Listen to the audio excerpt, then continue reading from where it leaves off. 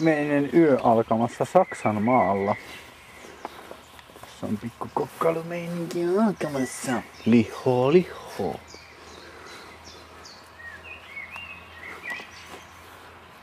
Tanja siellä laitteleekin telttaa jo. Näyttelee peukkua, että kaikki mukaan olisi hyvin. Auto alkaa muistuttaa sikolättiä. Emmekä aio siivota sitä. Vielä tätä, että toi saa vähän, se on vähän kosteempi, toi On, kostea on, totta. Spoileri.